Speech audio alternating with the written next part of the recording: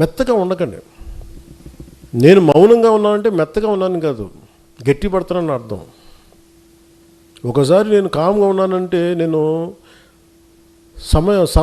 సహనంగా ఒక సరైన సమయం కోసం చూస్తున్నాను అర్థం, అంతేగాని బలహీనత కాదు నాకు అది. 2 సంవత్సరాలు కూర్చోబెట్టి ఏం మాట్లాడట్లేదు, మమ్మల్ని గుర్తించట్లేదు, అలయన్స్లో కొన్నిసార్లు ఇబ్బందులు నన్ను పట్టించుకోవట్లేదు అని ప్రతిసారి చెప్తా ఉంటే, నేను బాధ్యతలు అప్పగిస్తే ఎవరన్నా నేను ఒక వ్యక్తిని పెడితే మనోహర్ గారిని పెట్టాను చాలాసార్లు.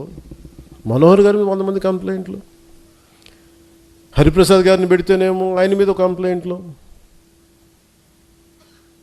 ఆయన ఒక పెద్ద ప్రముఖ దినపత్రికలో పనిచేసి రిటైర్డ్ అయిన వ్యక్తి ఆయనకి నాకు ఆయన అవసరం ఉంది కానీ ఆయనకి నా అవసరం లేదు. వాళ్ళందరూ ఇష్టపడి వచ్చారు నాకైతే చేయడానికి.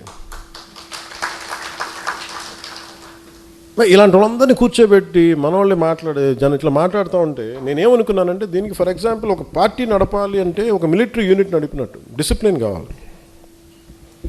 అలాగే మనం డిసిప్లిన్ ఉంటే తప్ప అలయన్స్లో మనకు బలం రాదు, గుర్తుపెట్టుకోండి. అలయన్స్ కూడా దేనికైనా ఉంటుంది, నేను చెప్పాను కదా, దీనికి సమయం ఉంటుంది.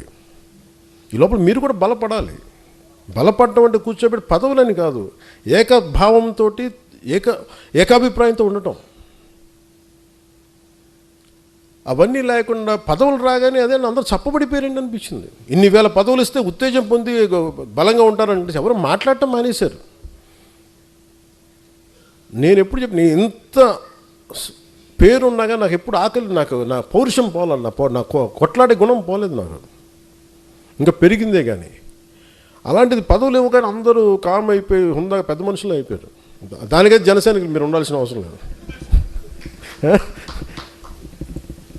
అంటే నాకు ఏం గుర్తొస్తుంటే, ఒక ఆడబిడ్డ తన చిన్న ఒక 4 ఏళ్ల బిడ్డని చంకనేసుకొని అర్ధరాత్రి పూట జనసేన జెండా పట్టుకుంటే అమ్మాయికి హోటల్ పై నుంచి చూస్తుంటే ఆడబిడ్డని, ఆడతల్లిని, వాళ్ళు కదా నా బలం అనిపించింది. వాళ్ళు కదా, వాళ్ళ కోసం కదా నేను బతకాలనిపించింది. అందుకని ఇప్పుడు ఇందాక మన లోకల్ బాడీస్ గురించి మాట్లాడుతూ ఉన్నాను.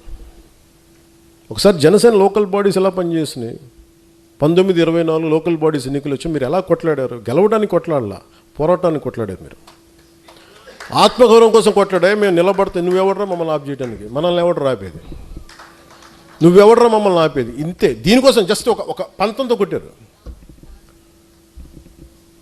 ఆ స్పృహ మీరు కోల్పోకండి. ఆ జనసేన మూల లక్షణం. కూర్చోండి కూర్చోండి కూర్చోండి కూర్చోండి.